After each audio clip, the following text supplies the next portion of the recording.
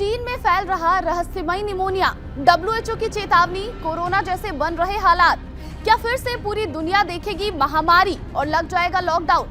चलिए आपको बताते हैं चीन में फैल रही अजीब बीमारी के क्या है लक्षण और कैसे करें इससे बचाव।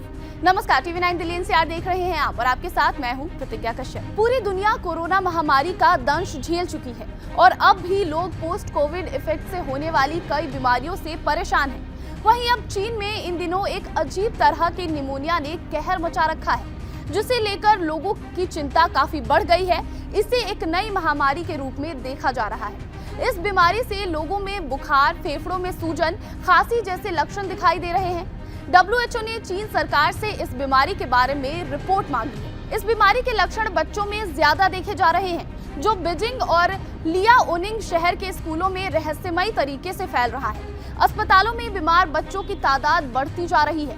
सबसे चिंता की बात यह है कि हेल्थ एक्सपर्ट और डॉक्टर भी इस अजीब से निमोनिया के बारे में कुछ ज्यादा नहीं जानते, जिससे इन्हें इलाज करने में भी परेशानी हो रही है। ऐसे में ये बीमारी कोरोना की तरह फैलती जा रही है, जिसे देखते हुए जल्द ही स्कूल बंद होने वाले हैं। चलिए अब आपको बताते हैं कि चीन में फैल रहे निमोनिया के क्या लक्षण हैं और मौजूदा समय में इससे बचने के लिए क्या किया जा सकता है।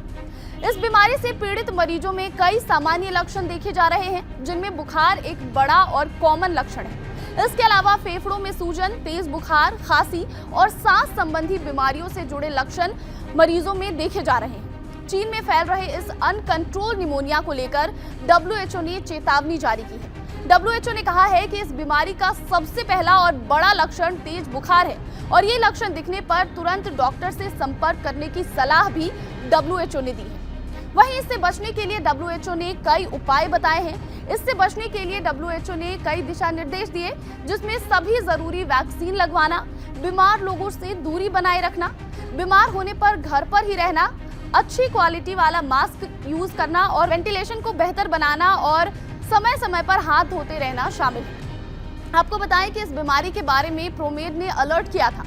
प्रोमेड संक्रामक रोग के प्रकोप की वैश्विक रिपोर्टिंग करती है और उसने बच्चों में फैलने वाले इस रहस्यमय निमोनिया के बारे में पहले ही अलर्ट किया था और दिसंबर 2019 के आखिर में प्रोमेड ने ही कोरोना महामारी के बारे में भी चेतावनी जारी की थी।